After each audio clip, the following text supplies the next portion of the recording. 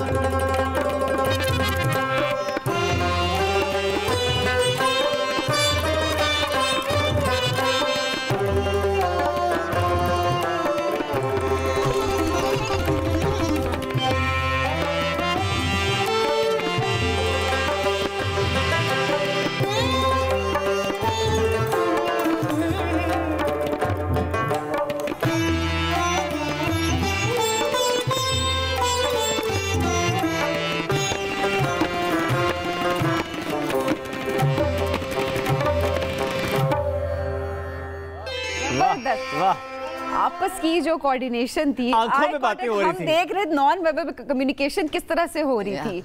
ये जो कम्युनिकेशन है, ये एक ऐसी कम्युनिकेशन है जो बेसिकली आप एक दूसरे को बता सकते हैं कि because tabla is basically mathematics. और इसमें you divide beats and you multiply beats. ये मुझे बिल्कुल समझ नहीं आई बात। एग्जैक्टली। तो अच्छा, जो बिगिनर्स हैं जिनको नहीं पता उनको थोड़ा सा समझा देंगे। तबले में चंद बीट्स होती हैं, जैसे कि 3 ताल है, उनको फिर आगे मल्टीप्लाई और डिवाइड किया जाता है, जो उनको कॉम्प्लेक्स बनाता है। और you can even make it you can even change the tempos। वो भी फिर आपके मल्टीप्लिकेशन में आ जाएगा। यानी आप आंखों में बात करें, अच्छा प्लस कर दो, माइनस कर दो, मल्टीप्लाई कर दो, डिवाइड कर दो। रियली? यस। अच्छा, प्लस करना हो तो कैसे देखा उसको? वो खुद समझ जाता है। अच्छा, बिकॉज जब बीट भी होती है ना, आप उसके मुताबिक समझ जाते हो कि इसके आगे आपने मल्टीप्लाई करना है, तो फिर भी समझ आ जाती है। It's like change now. And now we अब हम ये तो नहीं कर सकते। यार बहुत क्यूट है। एग्जैक्टली। अच्छा, तो एक काम करते हैं, क्यों ना यूएई का तराना हम सुने, जिस तरह हम दोस्त मुल्क की आपने खुद भी बात की थी ब्रेक पर जाने से पहले, तो ये वो तराना प्ले करें, हम साथ इनसे देखते हैं उसमें प्लस माइनस डिवाइड मल्टीप्लाई कैसे होता है वो देखते हैं। प्ले करें जी।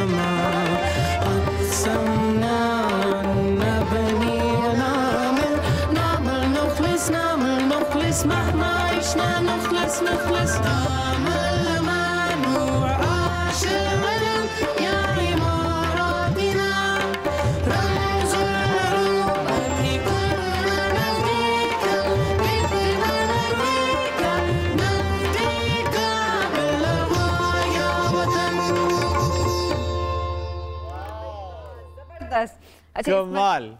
प्लस माइनस को समझ आया? मैंने एंजॉय किया।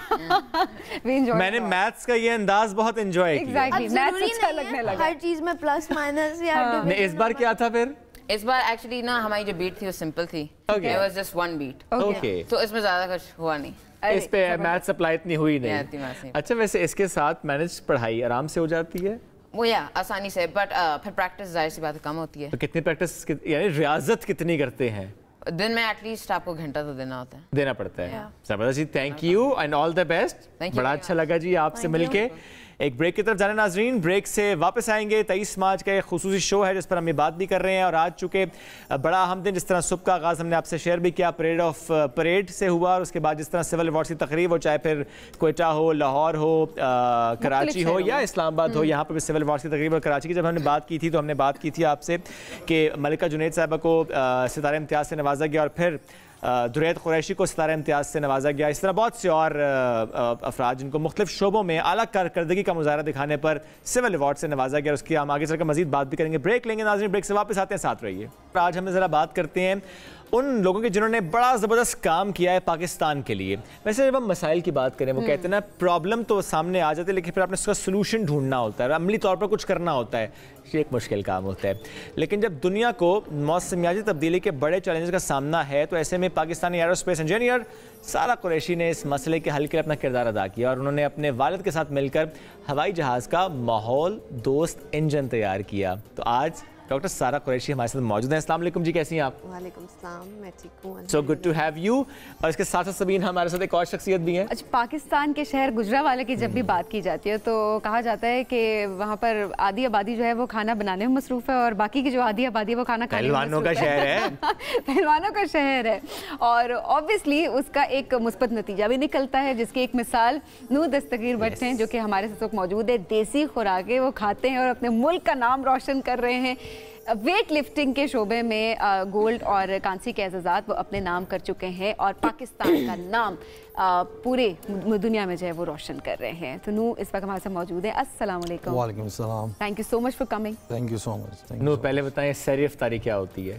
आजकल तो ट्रेनिंग हो रही है क्योंकि ओलंपिक्स आ रही है, तो ओके ओलंपिक की तैयारी है, तो उसमें फिर सहरी इफ्तारी में कट डाउन हो गया सारा कुछ। जी जी, वेट लूज कर रहे हैं थोड़ा। वेट लूज कर रहे हैं? जी जी, थोड़ा सा वेट लूज कर रहे हैं। ओके उस कैटेगरी में फिट आने के लिए? नहीं, दरअसल कुछ ज़्यादा वेट, बॉडी वेट ज़्यादा हो जाना भी गलत होता है। Okay. तो इसलिए हमने अब जो है डिफरेंट वे में जाने की कोशिश करेंगे, वेट लूज करके जो है लिफ्ट करके देखते हैं कि क्या फीलिंग है। ज़ाहिर अपनी हेल्थ भी तो बड़ी इंपॉर्टेंट है। अच्छा, इफ यू डोंट माइंड, वैसे क्योंकि पहलवानों का कहा जाता है कि उनकी वेट ज़्यादा होता है, कितना वेट अभी है और कितना आप करना चाह रहे हैं? दरअसल हमारी कैटेगरीज होती हैं, हमारी 10 कैटेगरीज हैं जिसमें मैं 109 प्लस में। तो वहाँ पे आपकी वेट लिमिट नहीं होती, चाहे वो आपका 200 kg बॉडी वेट हो, जो वो आपको नहीं देखेंगे। तो इसलिए मेरा जो बॉडी वेट है वो तकरीबन 109 प्लस में है, तो इसलिए मेरा ओपन है। तो मेरी बॉडी वेट के हिसाब से जो मेरे ओपोनेंट हैं, जैसा कि कॉमनवेल्थ गेम्स में न्यूजीलैंड और इंडिया था, तो उनके मुझसे 25 kg बॉडी वेट ज़्यादा थे। ओके। और तो इसलिए मुझे उनको कम्पीट करने के लिए मुझे भी फिर अपना जो बॉडी वेट है वो वहाँ तक रखना पड़ता है। ओके, आज का दिन एज प्राइड ऑफ पाकिस्तान, जिस तरह आपका नाम परेड ग्राउंड में, तो वो कितना अच्छा मोमेंट था? सबसे पहले अल्लाह ताला का बड़ा शुक्रगुजार हूँ, अल्लाह ताला ने बड़ी इज़्ज़त दी है। और मुझे वहाँ पे जब आर्मी को जब कमांडोज जब सब आ रहे थे और जा रहे थे, तो मुझे लग रहा था कि शायद मुझे भी ये फील करने का मौका मिलता है जब मैं इंटरनेशनल प्लेटफॉर्म पे परफॉर्म करता हूँ, तो मैं भी वहाँ पे लड़ रहा था अपने पाकिस्तान के लिए कि मैं अपना मुल्क का जो फ्लैग है, बिल्कुल आपका बैटल फ्रंट डिफरेंट है। बिल्कुल, तो बिल्कुल मैं उन जितने भी जवान थे वहाँ पे, मैं उन सब की फीलिंग्स जो है महसूस कर सकता था कि वो उस वक्त क्या फील कर रहे हैं। ज़बरदस्त। और डॉक्टर सारा, कैसी फीलिंग थी आज स्पेशली परेड ग्राउंड में आपकी? बहुत अच्छी, क्योंकि इससे पहले मेरा ख्याल है मैंने बचपन में लाइव परेड देखी थी। और उसके बाद हम यही कहते थे कि टीवी पे बेहतर नज़र आता है, और जब आप घर में देखते हैं तो इतने फोकस से नहीं देखते, लेकिन अब मैंने पूरी एक देखी, और क्योंकि अब मेरा फील्ड भी है एरोस्पेस, तो जो सारे एयरक्राफ्ट मनूवर्स थे, और मैंने खुद भी एरोबैटिक्स की हुई हैं, तो वो जो सारी स्टंट फ्लाइंग थी upside down and all, I have experienced that also. So that was दिल तो नहीं कर रहा था कि अभी इनकी जगह मैं होती अंदर से? नहीं, मैं उनके वो जहाज़ों को देख रही थी और इंजन्स को, और वो लाइव क्योंकि और बात होती है टीवी पे देखना, and also the missiles and their range and their different designs। तो सर वैसे वो जो जितने मैनूवर्स थे वो इतने, एक तो ऐसे कि दिल की धड़कन यूं थम सी जाती है। नहीं, मैं मेरे साथ जो बैठे थे मैं उन्हें बता रही थी ये लूप है, ये बैरल रोल है, ये हैमर हेड है, अब ये करेगा। तो जो आपके साथ बैठने वाले थे वो खुशकिस्मत निकले। जी वो ज़्यादा खुशकिस्मत निकले। It was quite interesting। और अब माशाल्लाह अब we have some new additions of the state of the art aircraft next generation, तो वो जाहिर है उनकी परफॉर्मेंस तो और अच्छी है, जाहिर है। और ये सिर्फ इसलिए कि हम इस पे बिलीव रखते हैं कि हमें एक तो बैलेंस ऑफ पावर, प्लस ये कि हम किसी भी जारत का मुंह तोड़ जवाब दे सकते हैं। हम किसी रेस में नहीं है, आर्म्स रेस में, पाकिस्तान किसी आर्म्स रेस में नहीं, लेकिन हम सिर्फ ये बताते हैं कि हम तैयार हैं अगर कोई शरारत करेगा तो। अब आते थोड़ा आपके काम से मुताल्लिक भी, जिस तरह का इंजन आपने तैयार किया, ज़रा उस पर आलमी सतह पर बड़ी पजीराई, कहाँ तक पहुंचा मामला? उसको और बेहतर भी किया जा रहा है, उस पर और काम हो रहा है? जी अल्हम्दुलिल्लाह। उसका बेसिकली मेरे काम के 2 पार्ट्स हैं। एक तो जो इंजन हमने इंटरनेशनल मार्केट के लिए तैयार किया है, उसको अभी एक छोटे स्केल पे तैयार किया और उसकी टेस्टिंग हो रही है, और इसके बाद हम उसके लिए, बिकॉज ये एक बहुत high budget kind of a project है, तो we are looking for funds for the next phase, जब हम इसको एक्चुअल, जैसे आप कह लें कमर्शियल प्लेन्स होते हैं, transport planes A380 A320 size पे बनाएं, और फिर उसको टेस्ट करें और एयर में टेस्ट करें, और फिर उसकी एक सर्टिफिकेशन भी होगी, एयरवर्दीनेस भी है, और फिर इंशाल्लाह वो दुनिया के तमाम जहाज़ों में लगेगा। That's one story. और उसमें यह है कि ये जो जैसे अभी एयर शो की बात हो रही है, तो हमने देखा है कि वो पीछे वो अपने एक धुआं सा छोड़ रहे थे, और उसमें वो कलर ऐड करते हैं ताकि वो ज़्यादा विजिबल उसको करने के लिए। तो इसी तरह का एक वाइट स्मोक जहाज़ों के पीछे निकलता है, which is frozen water vapour, and that's a pollutant, it's a polluting smoke, और ये जो मैंने इंजन बनाया माहौल दोस्त, वो उसको ख़त्म करता है। और दूसरा जो मेरा काम है बेसिकली वो एक जेट इंजन बनाया है पाकिस्तान के लिए, and starting from drones basically, क्योंकि हमने ये ब्रेक थ्रू करना है पाकिस्तान में। अभी जैसे आपने बात की ना कि हम अपनी एक शो ऑफ पावर है या जैसे भी आप उसको कहना चाहते हैं, तो that's half the story, that we have those planes and we have that technology and those engines and we can fly them, but the other part of the story is that we should also be able to make them. तो पाकिस्तान में अभी तक jet engines कोई नहीं बना रहा, और जो कमर्शियल स्पेस में या सिविल स्पेस पे मैंने पाकिस्तान का पहला जेट इंजन बनाया है, और मैं चाहती हूँ कि ये एक ब्रेक थ्रू हो, और क्योंकि सब समझते हैं कि ये टेक्नोलॉजी इतनी मुश्किल है कि कोई इसको करना शुरू ही नहीं करता, इसकी तरफ आपने करके दिखाया, और ऑब्वियसली मैं रियली विश कि मजीद इसको आप कमर्शियल प्रिपरेशन इसकी हो। अच्छा नू, ज़ाहिर है आप जानते हैं लोग आपको ऑलरेडी, आपके बारे में भी, इसके अलावा क्या मसरूफियात रहती हैं, और वेट लिफ्टिंग ही कर रहे हैं अभी सर? जी बिल्कुल, क्योंकि अभी जो प्रोफेशनल तरीके से मैं मतलब ओलंपिक गेम्स आ रही हैं, तो मैं पूरा इस वक्त वेट लिफ्टिंग में इन हूँ। वहाँ पे मैं पाकिस्तान के लिए जो है मेडल ले सकूँ, क्योंकि बहुत सालों से जो है ओलंपिक का medal Pakistan I think last जो है 1982 में लेके आए थे, जब हॉकी में लेके आए थे हम गोल्ड, तो उसके बाद जो है मेडल नहीं आया। तो मेरी और मेरी फैमिली की पूरी कोशिश है इंशाल्लाह ताला हम ये पेरिस में जो है ना मेडल। और फैमिली की फुल सपोर्ट है? जी बिल्कुल, उन्हीं की सपोर्ट है, तो मैं आ जाऊँ। ज़बरदस्त, ये एक बड़ी बात होती है, क्योंकि वरना अमूमन पेरेंट्स जो है ना वो अक्सर कह रहे होते हैं डॉक्टर बन जाओ, इंजीनियर बन जाओ, या किसी और फील्ड के अंदर। मैं अगर आज यहाँ पे मतलब आपके साथ बैठा हूँ तो ये मेरे आई थिंक पेरेंट्स की दुआएं हैं और उन्हीं की मेहनत है। शुरू कैसे किया था, किसने मोटिवेट किया था एक्चुअली कि सोचा कि जाना है? मेरे फादर जो हैं वो खुद भी वेट लिफ्टर रहे हुए हैं, वो खुद भी नेशनल चैम्पियन रहे हुए हैं और एशियन मेडलिस्ट भी हैं, तो वो लेकिन ओलंपिक का मेडल नहीं ले पाए। तो जब मैं फिर पैदा हुआ तो फिर उन्होंने मतलब कहते मेरे दिल में ख्याल आया कि मैं जो काम मैं नहीं कर सका वो मैं इससे करूँ। तो वो अल्हम्दुलिल्लाह हम उसमें काफ़ी हद तक हम बहुत करीब आ चुके हुए हैं, और मुझे उम्मीद है कि इंशाल्लाह ताला वो मैं कहता हूँ मेरे वालिद का नहीं, ये पूरे पाकिस्तान का ख्वाब है, पाकिस्तान जो है ओलंपिक में मेडल ले दोबारा। अच्छा वैसे एक पहलवान की जब हम बात करते हैं तो ताकतवर तो होता है, क्या वो फिट भी होता है?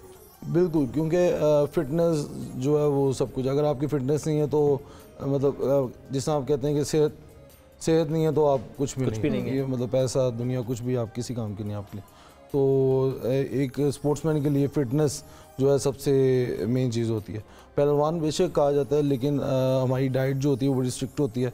अब वो बॉडी वेट कैटेगरी कुछ ऐसी है कि उसमें इतने हम हेल्दी लगते हैं कि वो हमें जो है ना कहते होंगे ये तो शायद बकरा ही खा जाता होगा पूरा। नहीं खाते? नहीं नहीं नहीं बिल्कुल भी नहीं। चिड़िया ही खाते हैं? नहीं नहीं चिड़िया भी नहीं खाते। क्या डाइट होती है वैसे? हमारी बेसिकली पूरी डाइट प्लान बनाया जाता है, उसके ऊपर उससे जो है हम फॉलो करते हैं। अच्छा तकरीबन आजकल क्या डाइट प्लान है? आजकल क्योंकि रमज़ान चल रहा है तो हम इसमें जो है ना एक ट्रेनिंग जो करते हैं वो सहरी से पहले करते हैं। ठीक है। उसमें हमारा सहरी में आ जाता है अमूमन अंडे वगैरह आ जाते हैं, और नहीं आप पूरा बताया ना कितने अंडे? मैं सच बताऊंगा। सच बताना। 4 एग्स आते हैं। ठीक है, फ्राइड 4 एग्स आते हैं, और साथ ही एक रोटी आ जाती है बस। हाँ जी, और दूध का एक गिलास। बस जी, दूध का गिलास, 4 अंडे, और क्योंकि आप वेट हम लूज कर रहे हैं। ओह अच्छा, इस वक्त की अगर बात करें तो अमूमन नॉर्मली क्या होता है? जब मैं कॉमनवेल्थ गेम्स की तैयारी कर रहा था तो मिनिमम भी 6 to 8 एग्स जो है वो डबल हो जाते हैं, क्योंकि तब हमें पावर चाहिए होती है, क्योंकि हम इस वक्त पूरी पीक पे होते हैं। अफ्तारी और अफ्तारी से पहले हमारी ट्रेनिंग होती है पहले। ठीक है। मतलब हम अफ्तारी से पहले ही 2 घंटे पहले ट्रेनिंग करते हैं अपनी, और फिर अफ्तारी के टाइम जो है हम सिर्फ खजूर और दूध लेते हैं, और उसके 1 घंटे बाद जो है फिर खाना वगैरह, 9 पकोड़े, 9 समोसे, कुछ भी ऐसी चीज़ जो है वो नहीं लेते हम। क्या बात है। सारा कोई मैसेज देना चाहे आज के दिन की मुनासबत से, स्पेशली खवातीन को, क्योंकि एरोस्पेस की बात करें बहुत से डोमेन्स ऐसी होती हैं जहाँ पे हम खवातीन को नहीं देखते। आपने जब कहा ना आपने खुद मैनूवरिंग वो की हुई है तो मैं भी बड़ा हैरान हुआ। थोड़ा कोई मैसेज देना चाहें खवातीन को स्पेशली आज के दिन? जी बिल्कुल, आई थिंक कि पाकिस्तान में आज जैसे हम गए थे और हमने देखा बहुत से लोग पाकिस्तान के लिए बहुत स्ट्रगल कर रहे हैं और यू नो पॉजिटिव एफर्ट कर रहे हैं, बट आई फील कि हमें थोड़ी सी और एफ़र्ट की ज़रूरत है, और हमें बहुत सी चीज़ें हैं जो हमें फ़ील होती हैं जो ठीक नहीं हैं और उनको बेहतर होना चाहिए, उनको सही होना चाहिए हमारे मुल्क में। तो इसके लिए मेरा ख्याल है हमें अब थोड़ा सा ना अपने कंफर्ट जोन से निकलने की ज़रूरत है। मतलब अब मैं जितना भी अभी कर रही हूँ, लेकिन मुझे लगता है कि शायद मुझे इससे ज़्यादा करने की ज़रूरत है, क्योंकि it is the need of the time. Pakistan की इस वक्त रिक्वायरमेंट है कि हम इससे ज़्यादा करें और अपने कंफर्ट जोन। बड़ी प्यारी बात आपने की कि मसले का बताना बहुत आसान है, लेकिन अब हम सबको अपने कंफर्ट जोन से निकलना और पाकिस्तान के लिए कुछ करना है, मसाइल का हल हमें लेकर आना है। नूर, बहुत शुक्रिया प्रोग्राम में ज्वाइन करने के लिए। सारा, बहुत शुक्रिया हमें ज्वाइन करने के लिए। नाज़रीन, हम बढ़ेंगे एक ब्रेक की जानिब, स्टे विद अस। रमज़ान और हम का ये स्पेशल शो 23 मार्च की मुनासबत से जब हम पूरे पाकिस्तान में इसको सेलिब्रेट कर रहे हैं, ऐसे में हम बहुत ऐसे पाकिस्तानियों की बात करें जिन्होंने अपनी अपनी डोमेन में बहुत ज़बरदस्त खिदमात सर अंजाम दी हैं।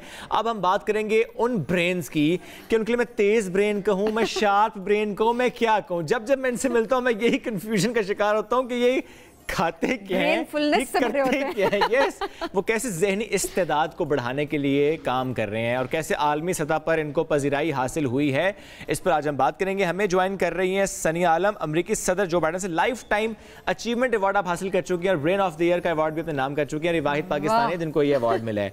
और इनके साथ साथ बड़े काबिल, बड़े लाइक स्टूडेंट हैं नबील हसन। यूँ तो बहुत से इनके भी रिकॉर्ड, लेकिन 2 Guinness book of world record की बात भी कर लेते हैं और यूके जूनियर मेमोरी चैंपियन भी हैं ये। तो आज दोनों साथ मौजूद हैं। Pride of Pakistan. अस्सलाम वालेकुम दोनों को जी, कैसे हैं? वालेकुम अस्सलाम, कैसे हैं आप दोनों? जबरदस्त। आखिरी अवार्ड क्या था ये बताएं पहले। मुझे recently life time achievement award मिला है और brain of the year award मिला है। और फिर आज ही प्राइड ऑफ। अच्छा, वैसे लाइफ टाइम अचीवमेंट अवार्ड हम सुनते आ रहे थे जब आपने कोई काम खत्म कर दिया, अब छोड़ दिया, बहुत सीनियर होके, अभी इतनी सी उम्र में लेके कैसा लग रहा है? It's an achievement. बहुत अच्छा लग रहा है, but that's not the end. अभी तो शुरू हुए हैं, बहुत कुछ करना है अचीव। एग्जैक्टली, बहुत कुछ आगे भी करने वाला भी है। और ये सीने पे तान के मेडल मेरा भाई। हाँ भाई नबील, क्या हाल चाल है? ये कितने वैसे? ये अराउंड 5। और मेरा ख्याल नबील हमको 5-6 साल तो हो गए, जब कोई मेडल आता है हम जरूर हमारी बात की मुलाकात हो जाती है। माशाल्लाह, हमेशा अच्छा लगता है। तो अभी बताएं जरा कि आज कितना अच्छा लगा as pride of Pakistan in the parade? जी ऑब्वियसली बहुत अच्छा लगता है। हम बाहर जाते हैं, पाकिस्तान को रिप्रेजेंट करते हैं इंटरनेशनली और उसका नाम रोशन करते हैं, तो इधर आके हमें उसकी रिकग्निशन मिलती है, तो एक प्राउड मोमेंट होता है, फील होता है कि हमने पाकिस्तान का नाम रोशन किया है।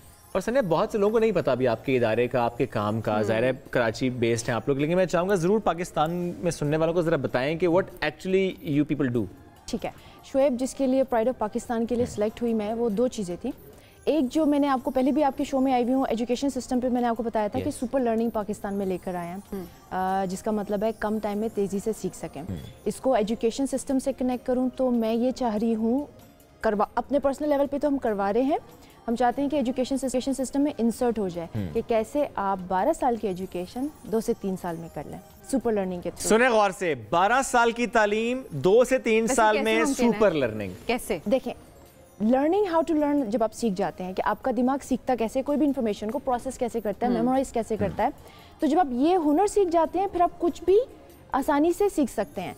जैसे नबील के गिनीज वर्ल्ड रिकॉर्ड्स हैं, ये भी उसी का सारा पार्ट है कि आप अपनी इंफॉर्मेशन प्रोसेसिंग स्किल्स को बढ़ा लेते हैं। ओके, तो नबील से भी जरा पूछते हैं, जो इन्होंने सारी बात मुश्किल वाली बताई है, वो हमारे नाज़रीन को बताएं कि आपने कैसे सीखा, लर्न हाउ टू लर्न। जी ऑब्वियसली देखें, मैंने पहले 2 गिनीज वर्ल्ड रिकॉर्ड्स किए थे।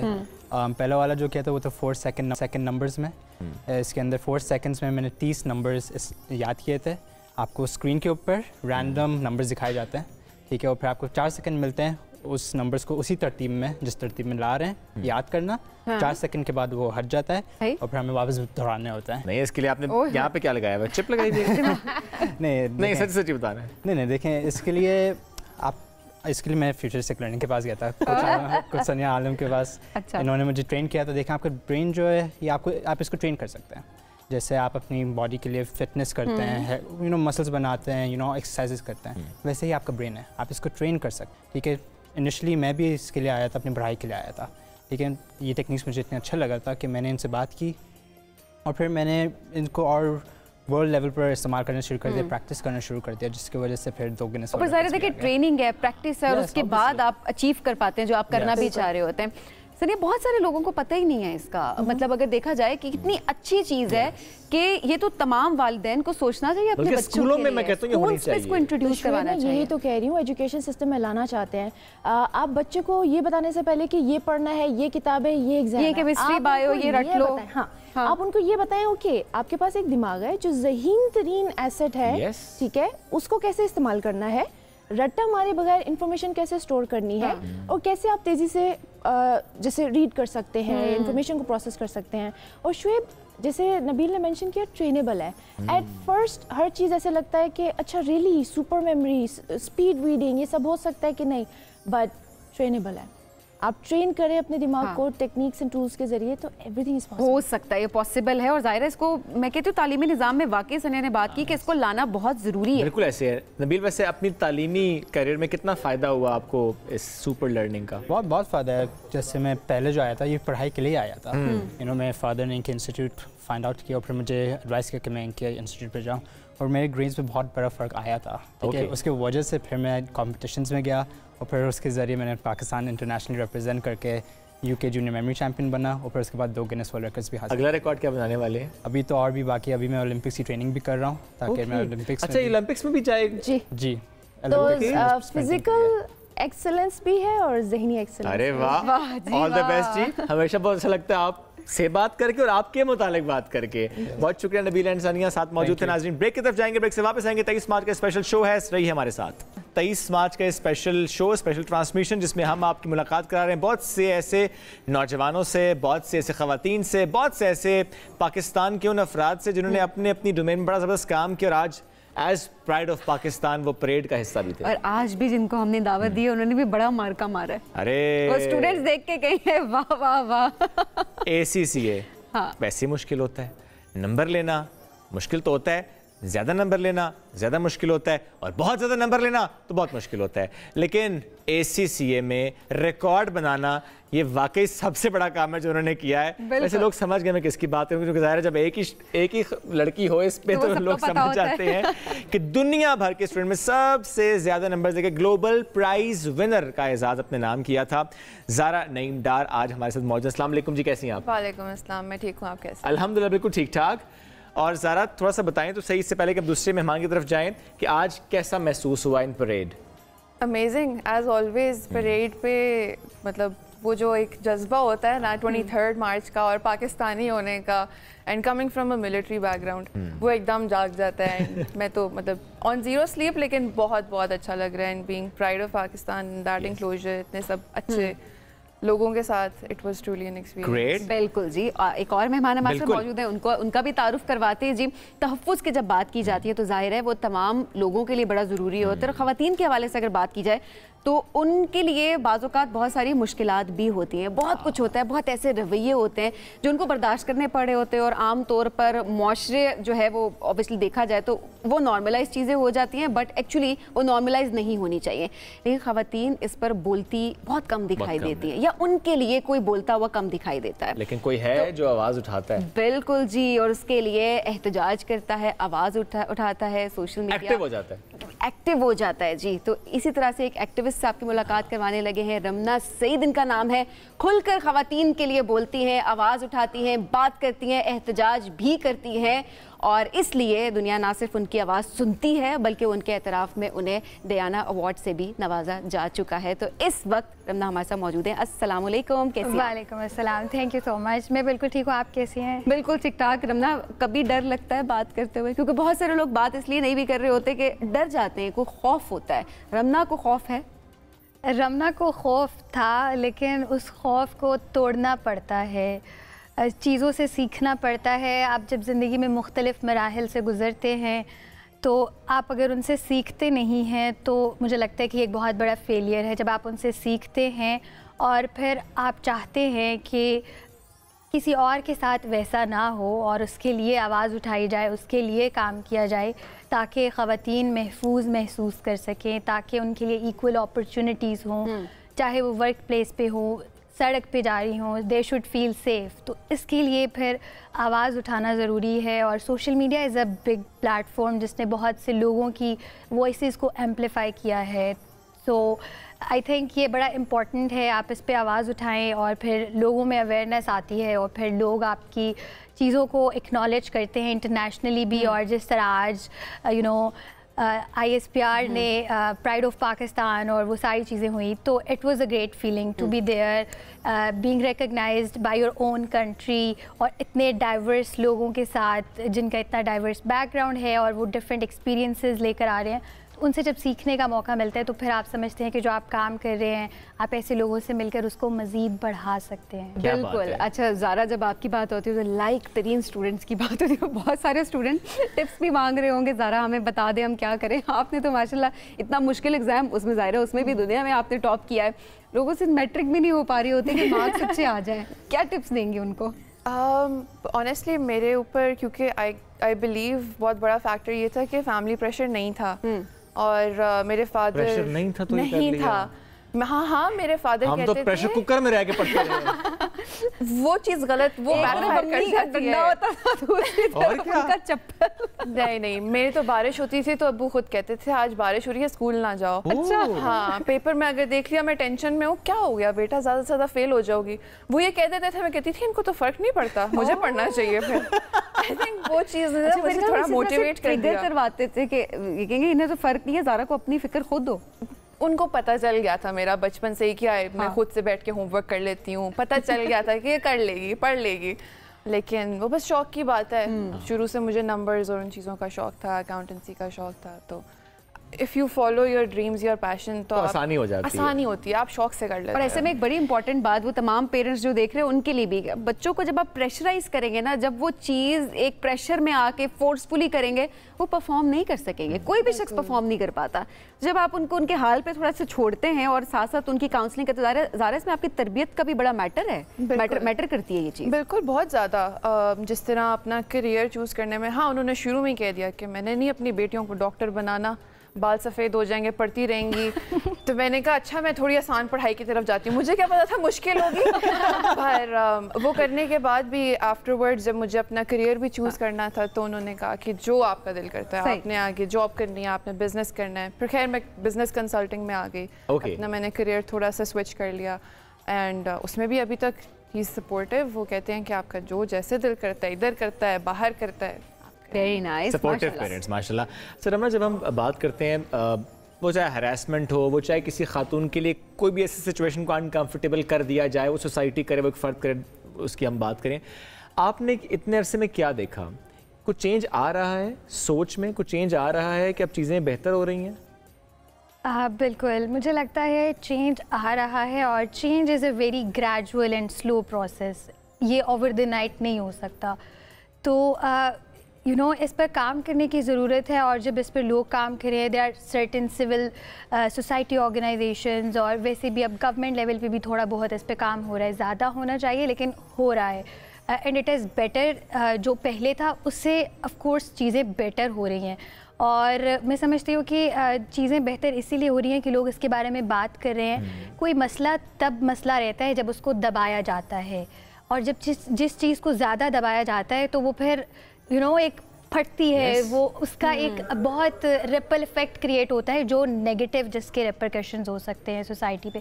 तो मुझे लगता है कि अब इन चीज़ों के बारे में जितनी ओपनली बात हो रही है, देखिए आप मेन स्ट्रीम मीडिया पे हम इस बारे में बात करें कि ख़वातीन के हरासमेंट के मसाइल ये बहुत कॉमन है और यूनिसेफ ख़वातीन के लिए आवाज़ उठाती हैं, ख़वातीन के लिए और बच्चों के लिए भी, because they are more vulnerable to this.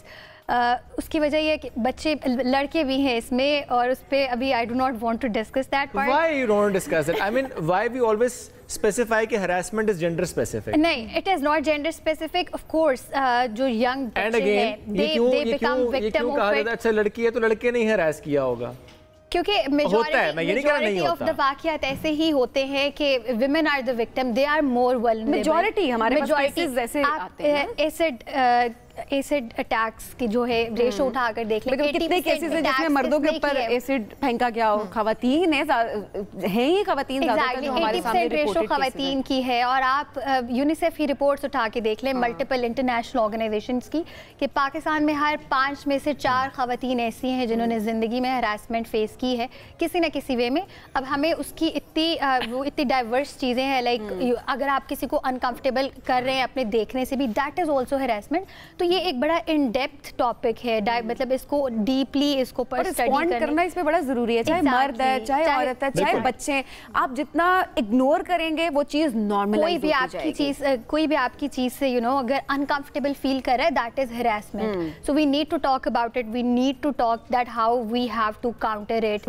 हम इसके बारे में बात करेंगे। और देखिए ना, हमारे घरों में वो एक ऐसा कल्चर प्रिवेलेंट है कि बच्चे घर आकर नहीं बताते, तो आई थिंक वहाँ पर पेरेंटिंग में एक चीज़, पेरेंटिंग एंड देन स्कूलिंग बहुत ज़्यादा मैटर करती है। Parents need to have that sort of communication अपने बच्चों के साथ, कि उनका कॉन्फिडेंस एक बहुत अहम चीज़ है जिस पे रमना आप काम भी कर रही हैं। बहुत शुक्रिया रमना हमारे साथ मौजूद थी, ज़ारा हमारे साथ मौजूद थी। और ज़ाहिर है आप लोग प्राइड ऑफ पाकिस्तान जो आप लोगों को कहा जाता है, वाकई कहा जाता है। आप जैसे ही लोग होते हैं जो आगे बढ़ते हैं और हम सबके लिए भी बड़ी मोटिवेशन का बाइस होता है। एग्जैक्टली। ब्रेक लेना नाज़रीन, ब्रेक से वापस आते हैं, साथ रहिए। हमें पाकिस्तान ज़ाहिर है उम्मीद का दिन भी है, और इस दिन की मुनासबत से एक और शख्सियत हमारे साथ मौजूद है। इस तरह हम बहुत बाकी सारे मेहमानों से आपकी मुलाकात करवाई, प्राइड ऑफ पाकिस्तान। तो आज एक ऐसी कहानी हमारे साथ है जनाब, गिलगित बल्तिस्तान से पढ़ने के लिए आई थी मगर लग गई खेलों में, लेकिन गिलगित से कराची का सफर किया पढ़ने के लिए गिलगित बल्तिस्तान से, और उसके बाद खेलों में इंटरेस्ट डेवलप हो गया। तो नेटबॉल उसकी खिलाड़ी हैं जी निशा सुल्तान, ना सिर्फ कौमी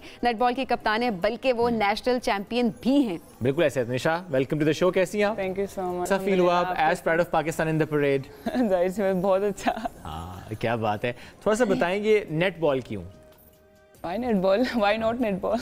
I was expecting the same answer by the way.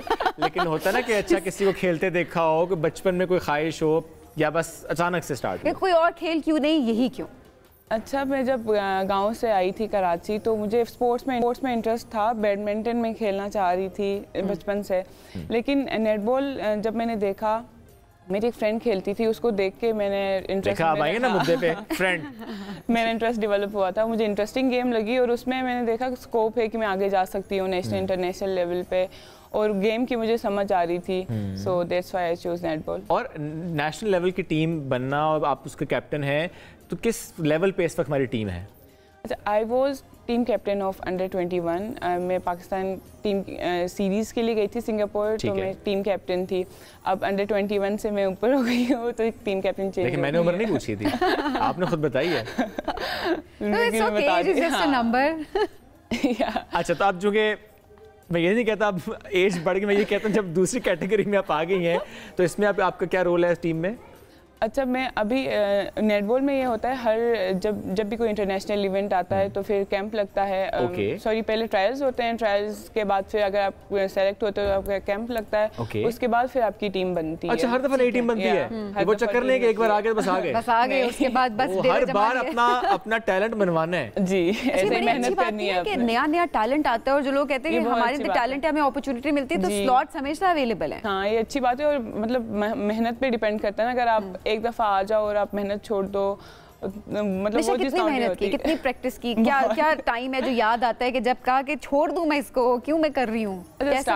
Starting में तो बहुत ज़्यादा मेहनत की है। स्टार्टिंग में ये एक टाइम ऐसा आया था कि मेरी बस हो गई थी कि भाई बस मैंने नहीं करना, ये बहुत मेहनत, हाँ नहीं हो रहा, बहुत ज़्यादा एनर्जी लग रही है, मतलब इतनी मेहनत मुझसे नहीं हो रही। फिर घर वालों ने बहुत मोटिवेट किया कि आपने काम स्टार्ट किया है तो उसको छोड़ो नहीं, आप मेहनत करो।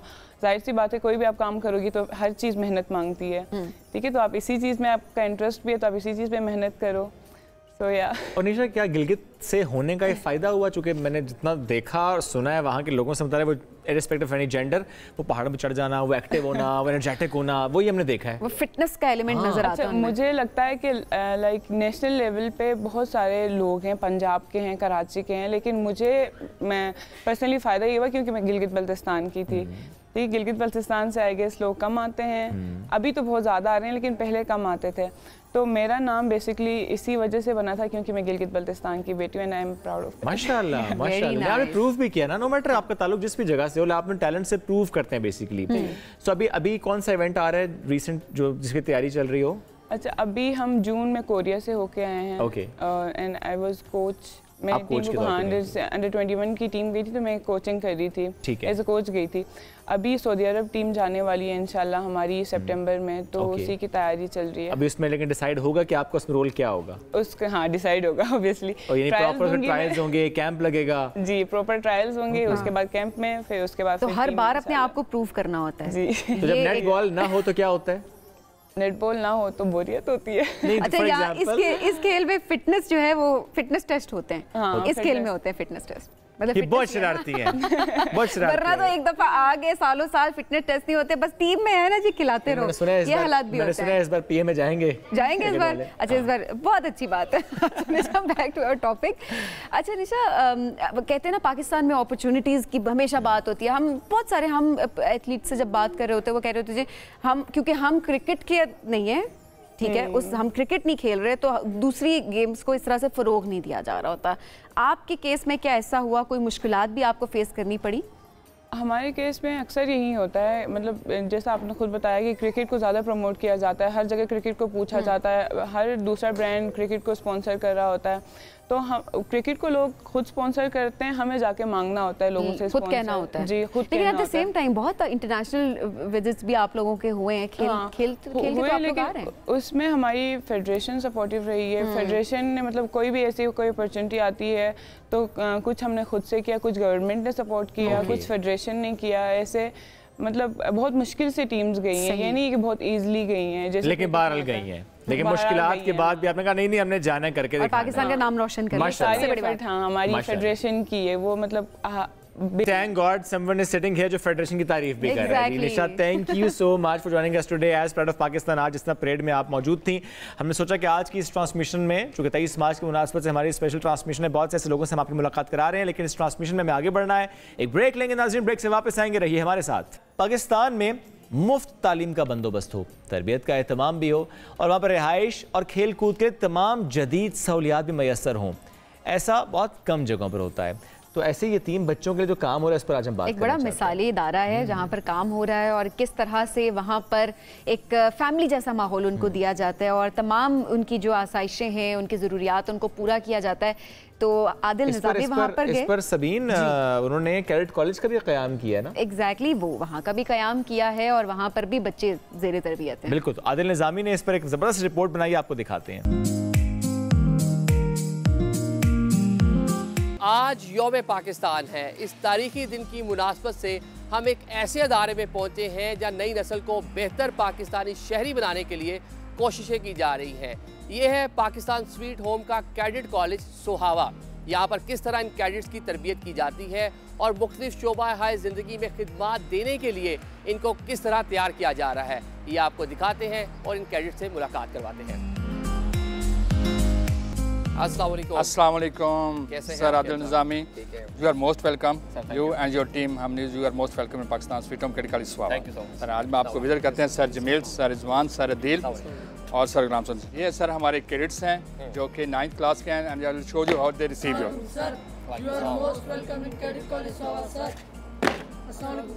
Sir this is our protocol, how we receive our guest.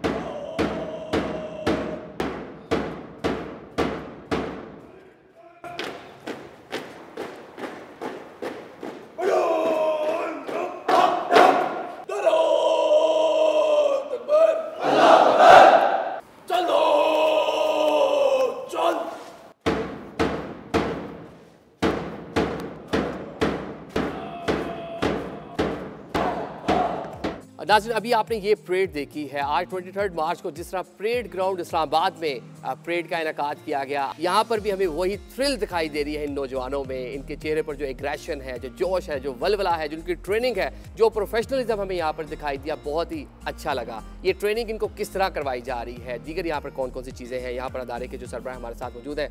Sir ये बताइएगा, ये ट्रेनिंग कैसे करवा रहे हैं? सर अल्हम्दुलिल्लाह we have trained staff from Pakistan military academy, और जितने भी बच्चे हैं हमारे पास, ये अल्हम्दुलिल्लाह इस वक्त किसी भी हमारे जो मिलिट्री ऑर्गेनाइजेशंस हैं या हमारी डिफेंस ऑर्गेनाइजेशन है, आर्मी, एयरफोर्स, नेवी, उनके मुताबिक उनकी ट्रेनिंग बिल्कुल सेम है।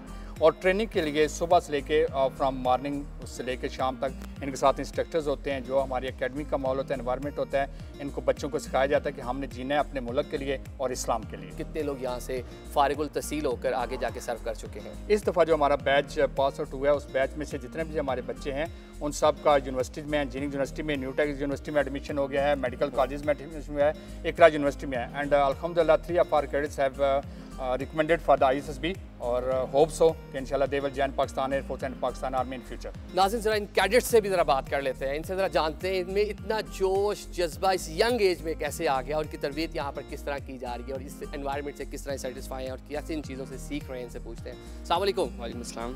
किस क्लास में आप? 9th क्लास में। कैडेट कॉलेज ट्रेनिंग क्या कहते हैं इसके बारे में? मतलब जब भी मेरे नाम के साथ सबसे पहले कैडेट लगा तो मुझे बहुत ज़्यादा खुशी हुई, क्योंकि मेरे फैमिली में मैं वाहिद लड़का था जो यहाँ पे आया, और यहाँ की ट्रेनिंग सुबह से लेकर शाम तक हमें स्टाफ देता है, पाकिस्तान मिलिट्री अकेडमी देता है, और इंशाल्लाह मैं आगे जाके आर्मी ऑफिसर बनूंगा। और मुझे लगता है कि ये ट्रेनिंग जो मैं यहाँ पे ले रहा हूँ मुझे आगे भी काम आएगी। आपका क्या नाम है? कैरो निज़ामुद्दीन। अच्छा, अभी मैं परेड के दौरान आपको देख रहा था, बड़े सीरियस थे आप। ये ट्रेनिंग कैसे, ट्रेनिंग आसान है करना कि कोई मुश्किलात भी होती है, कभी हंस भी पड़ते हैं, कुछ ऊपर नीचे इस तरह हो जाता है? मतलब अगर हमारा दिल मुतमईन होना, मतलब हम कुछ भी करने के लिए तो सही होता है, हमारे दिल की ख्वाहिश होती है ना, मतलब आर्मी ऑफिसर बनना है, स्ट्रिक्ट रहना पड़ता है। कैडेट कॉलेज में है, यहाँ का एनवायरनमेंट, यहाँ से जो तरबियत ले रहे हैं, यहाँ के बाद के क्या प्लान है आपका? यहाँ पर जो हमारी तरबियत हो रही है, मेरा ख्याल है कि पूरा पाकिस्तान में किसी भी बच्चे की, किसी भी कैडेट की इस तरह की तरबियत नहीं होती, और इंशाल्लाह फ्यूचर में जाके आर्मी ऑफिसर बनूंगा, और मैं एक शहीद का बेटा और अपने मुल्क के लिए शहीद होना चाहता हूँ। अस्सलाम वालेकुम सर, माय नेम इज कैट Sudesh and I am from Balochistan, I am studying grade 8th। That's great. ये बताएं, इतना जज्बा, थ्रिल, कॉन्फिडेंस कहाँ से आया आप में? ये हमारा क्रेडिट कॉलेज जीएस है। क्या प्लान है, क्या करना है आगे जाकर? आगे जाकर मैं एक सिविल इंजीनियर बनना चाहता हूँ।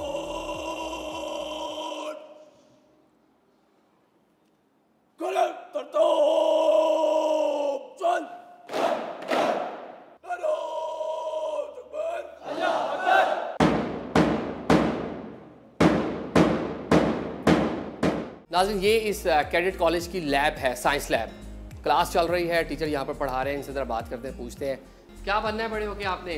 मैं इंशाल्लाह एक बड़ा साइंटिस्ट बनूंगा, डॉक्टर अब्दुल करीम खान के नक्शे कदम पर चलते हुए अपने मुल्क को, जिस तरह उन्होंने एक न्यूक्लियर पावर दी, इस तरह मैं भी अपने मुल्क के लिए कुछ बड़ा करना चाहता हूँ। एनर्जी क्राइसिस को ख़त्म करने की कोशिश करूँगा और इंशाल्लाह बहुत बड़ा इंसान बनूँगा।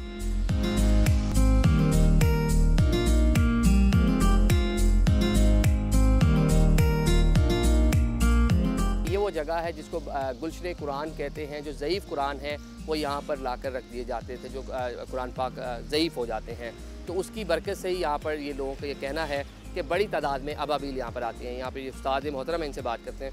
बताइएगा ये वाक़या क्या है? जी ऐसा है कि बेसिकली तो जितने भी मुक़द्दस औराक हैं उनका तहफ़्फ़ुज़ जुमला अल ईमान की ज़िम्मेदारी में शामिल है ये चीज़। और इसी तरह से सूफ़ी राजा अकबर नक्शबंदी रहमतुल्लाह जब ये चीज़ सोची कि हमें सबसे पहले यहाँ पर शहीद कुरान पाक जितने भी हैं उनके हिफाजत करने के लिए पैसा तमाम नहीं है, उन्होंने ये जगह डोनेट की और इस जगह पे उन्होंने पूरे डिस्ट्रिक्ट से, मुख्तलिफ शहरों से तकरीबन कम 1 लाख से ज़्यादा कुरान पाक शहीद इकट्ठे किए। उनकी जब यहाँ पर तदफीन हुई तो उसके साथ ही हमने फिर देखा कि कुदरती तौर पर अल्लाह ताला की शान है कि यहाँ पे अबाबील परिंदा मौजूद है। इसके साथ यहाँ पर बड़ी तादाद में इनके घर बने हुए यहाँ पर रह रहे हैं, और यही कहा जाता है कि पहले ये अबाबील आई, उसके बाद यहाँ पर ये कैडेट कॉलेज की जगह किसी ने यतीम बच्चों के लिए डोनेट की। 23 मार्च 1940 को मीनार पाकिस्तान पर देखा जाने वाला ख्वाब ताबीर हुआ, पाकिस्तान बना। आज भी इस मुल्क की तामीर और तरक्की के लिए कोशिशें जारी हैं। किस तरह नौजवान नस्ल की तरबियत हो रही है हमने आपको दिखाया। यही आगे चलकर बानी पाकिस्तान मोहम्मद अली जिन्ना के अफकार पर अमल पैरा होंगे और ये प्यारा मुल्क मज़ीद तरक्की करेगा। Over to you Sabeen and Shoaib. Ramzan और हम एक ब्रेक की तरफ जाएंगे, वापस आएंगे, साथ रहिए। क़ससुल अंबिया हमारा ख़ास सेगमेंट रमज़ान और हम का एक बार फिर हाजिर हैं उस सेगमेंट के साथ। और कल हम बात कर रहे थे हज़रत यूसुफ़ अलैहिस्सलाम की, उनकी ज़िंदगी के हालात, वो मुश्किलात जिस पर कल गुफ्तगू की थी, लेकिन कई ऐसे हिस्से हैं जिन पर बात अभी बाकी है, बात मुकम्मल ना हो सकी थी। तो इस नशिस्त को हम कंटिन्यू करेंगे। खुर्रम इलाही साथ मौजूद स्कॉलर हैं। खुर्रम भाई, कल का जो मामला था, मैं चाहूँगा एक क्विक सा रिकैप 1 मिनट करके फिर हम आते हैं दौरे असीरी पर। बिल्कुल। पहले की एक असीरी उन्होंने पहले काटी जब भाइयों ने हसद की वजह से आपको कुएं में फेंक दिया, फिर वहाँ से लोगों ने आपको बाहर निकाला और आपका मुल लगा, आपको बेचा गया बाज़ार मिस्र में, और वहाँ पे अजीज़ मिस्र ने, जो कि वहाँ के मिनिस्टर ऑफ फाइनेंस थे, उन्होंने आपको ख़रीदा और सारी दुनिया हैरान थी आपकी जहानत, आपकी खूबसूरती देख के। और आखिरकार जो उनकी वाइफ थी अजीज़ मिस्र की ज़ुलेखा, उनका आप पर दिल आ गया। और ऐसे में ही जब वो अपने एहसासात पर काबू ना रख पाई तो वो वाक़या हुआ जहाँ पर हज़रत यूसुफ़ ने भागकर अपनी जान बचाई उनसे, लेकिन उनका कुर्ते का एक हिस्सा ज़ुलेखा के हाथ में रह गया। और ज़ुलेखा ने आपकी जब वो कहानी पूरे मिस्र में फैली तो वो बड़ी एम्बैरस हुई। तो उन्होंने बाकी ख़ातीन को ये बताने के लिए कि मैं ऐसे दीवाना ना हुई, उन्होंने यूसुफ़ अलैहिस्सलाम का दीदार सबको करवाया। उसमें उन ख़ातीन की उंगलियां कट गईं उनको हज़रत यूसुफ़ अलैहिस्सलाम को देखते हुए। और उसके बाद यही तय पाया कि इस हसीन मर्द को कैद कर दिया जाए, इसको कहीं दूर कर दिया जाए ताकि लोग इसके सहर से बच सकें। और यहाँ पर जब आप उस असीरी में, उस कैद खाने में जाते हैं तो वहाँ पर 2 लोग शाही महल से आए होते हैं, एक बावर्ची और एक साकी जो बादशाह को शराब पिलाता और एक जो उनके खानसामा है। और यहाँ से हम अपने किस्से में दाखिल होते हैं।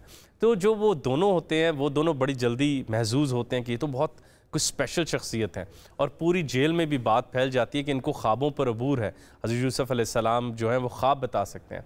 आखिरकार वो दोनों साकी और बावर्ची के ख्वाब देखते हैं। साकी ये ख्वाब देखता है कि वो बादशाह को शराब पिला रहे हैं, और बावर्ची ये ख्वाब देखता है कि मैं सर पे टोकरियाँ उठाए हुए जा रहा हूँ और मेरे सर से चीलें कव्वे आके रोटियाँ खा खा के जा रहे हैं। अब ये दोनों बड़े हैरान होते हैं। आखिरकार वो हज़रत यूसुफ़ अलैहिस्सलाम की खिदमत में हाजिर होते हैं और कहते हैं ये ख्वाब देखिए, अब बताइए इसकी क्या ताबीर होगी। हज़रत यूसुफ़ अलैहिस्सलाम बताते हैं कि तुम में से एक को सज़ाए मौत हो जाएगी और एक वापस बादशाह की खिदमत में हाजिर होगा और शाही महल में ज़िंदगी गुजारेगा। थोड़े दिनों बाद ऐसे ही होता है, साकी की जान बख्श दी जाती है और वो दोबारा बादशाह को शराब पिला रहा होता है, उसको उसकी खिदमत कर रहा होता है, और बावर्ची को सज़ा दे दी जाती है। आखिर थोड़ी ही दिनों बाद बादशाह को एक बहुत बड़ा ख्वाब आता है। ये वो ख्वाब है जिसके बाद कई तावीलात हत्ता ग्रेट पिरामिड्स तक जाएंगी। अच्छा, ख्वाब क्या है? बादशाह साहब ये ख्वाब देखते हैं कि वो दरिया नील के किनारे पे खड़े हैं और इतने में पानी में से 7 भैंसें, काउज, दे कम आउट और दे वेरी हेल्दी, और ऐसी 7 कमज़ोर सी भैंसें बाहर आती हैं और वो आके उनको खा लेती हैं। अभी वो इसी मंज़र को हैरानी से ख्वाब में देख रहे हैं तो वो आगे दोबारा देखते हैं कि 7 लहलहाती हरी फसलें बाहर आती हैं और फिर बिल्कुल जली हुई सूखी ब्राउन फसलें बाहर आ जाती हैं। बादशाह ख्वाब से जागते हैं और हैरान रह जाते हैं कि अरे भाई ये मैंने क्या ख्वाब देखा। वो साथ ही इल्म नजूम और पामेस्ट और सबको बुलाते हैं। जैसे ही वो सब लोग वहाँ आते हैं वो कहते हैं कि बादशाह ये हमारे इल्म से कुछ ज़ायद है, हम इसके बारे में कुछ नहीं बता सकते।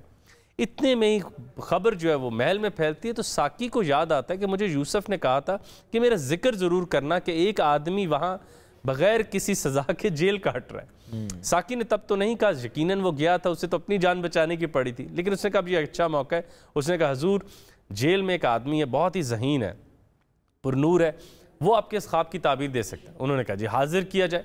हज़रत यूसुफ अलैहिस्सलाम को हाजिर किया जाता है तो हज़रत यूसुफ अलैहिस्सलाम ख्वाब सुनते और कहते हैं कि बिल्कुल इसकी ताबीर कुछ यूँ है कि मुझे लगता है कि इस ज़मीन पे, इस धरती पर, इस मट्टी पर जिस पर तुम बादशाहत करते हो, इस पर 7 साल खूब फसल होगी और उसके बाद 7 साल का बदतरीन कहत आने वाला है और इसकी तैयारी पकड़ लो। वो ये कहते हैं तो वो कहते हैं तुम तो बहुत ज़हीन लगते हो। तो उन्होंने फिर उसके आगे अर्ज़ रखते हैं कि मुझे बग़ैर किसी सज़ा के जेल काटी जा रही है, तो अगर आप चाहें तो आप उसकी इंक्वायरी करवा लें। बादशाह फ़ौरन ज़ुलेखा और कुछ औरतों को बुलाता है और ज़ुलेखा की बड़ी बात यह कि शी कन्फेसेस कि इसमें यूसुफ की कोई गलती नहीं है, और बाकी कुछ औरतें भी गवाही देती हैं कि ये बिल्कुल पाक हैं, और कुछ ने तो कहा तो बिल्कुल फरिश्ते जैसे हैं। हज़रत यूसुफ अलैहिस्सलाम आखिरकार बादशाह को ऑफ़र देते हैं कि आपका ये जो क्राइसिस और अपॉर्चुनिटीज़ दोनों आने वाले हैं इसको मैं मैनेज करके दिखाऊं, और बादशाह भी एतमाद करना चाहते हैं, उनको एक इतना ज़हीन, इतना अच्छा इंसान मिल रहा है जो ख्वाबों का इल्म भी रखता है। बादशाह आपको रख लेते हैं। ऐसे में ही वक्त शुरू होता है और एट लास्ट फसलें होती हैं और बहुत अच्छी फसलें होती हैं, और हज़रत यूसुफ अलैहिस्सलाम उनको संभाल लेते हैं उन फसलों को। यहाँ पे मैं बिल्कुल एक थ्योरी के तौर पे कह रहा हूँ, कुछ लोगों का मानना है कि जो ग्रेट पिरामिड्स हैं ये किसी भी बड़ी हायर सिविलाइजेशन, एडवांस सिविलाइजेशन या किसी बड़े पैगंबर के इल्म के बगैर बन ही नहीं सकते, क्योंकि आज 2024 में भी इस वक्त भी कुछ मुहक्किकीन ये तहकीक कर रहे होंगे ये बने कैसे, मट्टी कहाँ से आई, जीपीएस के बगैर ये इतने एक्यूरेट बन कैसे गए, और इतने बड़े कि इनके ऊपर वक्त भी असर नहीं होता, ये पुराने भी नहीं पड़ते। कहा जाता है कि ये इल्म यूसुफ अलैहिस्सलाम से बने हैं, और ये खुराक की उस मिकदार जो 7 सालों में संभाली जानी थी, 7 सालों की खुराक आप सोचें मिस्र वालों के लिए कहाँ रखी होगी, और तो कोई आपको लैंडमार्क भी नहीं मिलता। मैं वो गोडाउन्स कहाँ हैं, anyway this is just a theory, so I don't stand by it, लेकिन सामीन नाजरीन के लिए तहकीक के लिए बहुत अच्छी बात है, और इसको कई मुहक्किकीन ने कोट भी किया है कि ये इल्म यूसुफ से ही बने थे उसको संभालने के लिए। एनीवे आगे कहत का दौर शुरू हो जाता है, तो हज़रत यूसुफ अलैहिस्सलाम बादशाह कहते हैं कि अब ये वक्त है कि हम इसको बांटें खुराक को। आप खुराक बांटना शुरू करते हैं और बादशाह बहुत मुतासिर होता है, वो कहता है कि यूसुफ और कुछ खाओ। हज़रत यूसुफ कहते हैं देखो ये कोई बात नहीं कि हम खुद खा रहे हो और गैर ना खा रहे हो, इर्द गिर्द के इलाकों को भी दावत देते हैं कि वो आएँ और खुराक हमसे ले जाएँ। ये बात सुनने की देर थी, खबर निकली, वो खबर कनान तक पहुँची और हज़रत याकूब अलैहिस्सलाम के घर तक पहुँची कि वहाँ कोई आदमी है जो खुराक बांट रहा है। अच्छा। तो हज़रत यूसुफ अलैहिस्सलाम कुछ पोटली देते हैं अशरफी की और 10 बाकी बेटों को कहते हैं कि तुम लोग जाओ और लेकर आओ खुराक। वो जाते हैं, अब वो जा रहे होते हैं, आखिरकार वो वहाँ पहुँचते हैं तो हज़रत यूसुफ अलैहिस्सलाम देखते ही पहचान जाते हैं कि ये तो मेरे भाई हैं। तो आखिरकार वो जब उनको दे रहे होते हैं तो कहते हैं कि हम 11 भाई हैं और हमारा एक वालिद है, तो आप ये हमें कुछ दें। उन्होंने कहा मैं तो 10 देखता हूँ। उन्होंने कहा एक छोटा भाई घर है, तो उन्होंने कहा देखो मैं तुम्हें इस शर्त पर दे रहा हूँ खुराक, तुम उसे लेकर आओगे। उनको याद है कि मेरा सगा भाई बनियामीन तो अभी अब्बा के पास। अच्छा, हज़रत यूसुफ ने पहचान लिया लेकिन उन भाइयों ने नहीं पहचाना। उसकी बुनियादी वजह यह कि हज़रत यूसुफ अलैहिस्सलाम को जब कुएं में फेंका गया तो वो बहुत छोटे थे और बड़े भाई तब उस पुख्ता एज पर आ चुके थे जब चेहरा बहुत खदोखाल नहीं अपने तब्दील करता। एनीवे हज़रत यूसुफ अलैहिस्सलाम चुपके से उनके जो गल्ला देते हैं उसी में चुपके से वो पोटली जो अब्बा ने दी होती वापस भिजवा देते हैं कि इत्मीनान बहाल हो। वो जब वापस जाते हैं तो वो अब्बा को कहते हैं कि देखें ये कितना अच्छा आदमी है, उसने पोटली भी वापस कर दी और हमें अब बनियामीन को ले जाना होगा। वहाँ याकूब अलैहिस्सलाम ने कहा कि मैं अब तुम लोगों पर दोबारा एतबार नहीं कर सकता। आखिरकार खुराक ख़त्म हो जाती है तो उन्हें एतबार करना पड़ता है और हज़रत बनियामीन को साथ भेजना पड़ता है अपने भाइयों के।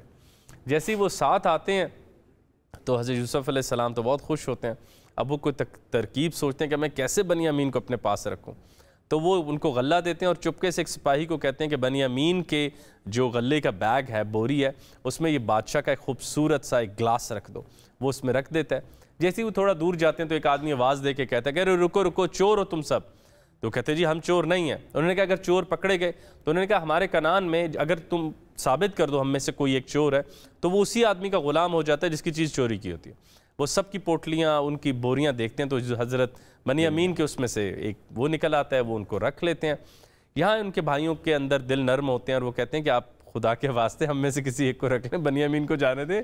हमारा ट्रैक रिकॉर्ड पहले अब्बा के साथ अच्छा नहीं चल रहा, हमें बनियामीन को वापस लेके जाना है। लेकिन ऐसे नहीं होता। लेकिन यूदा जो हैं वो वहीं रुक जाते हैं, बाकी भाइयों को वापस जाना पड़ता है, बनियामीन को रोक लिया जाता है, कैद कर लिया जाता है।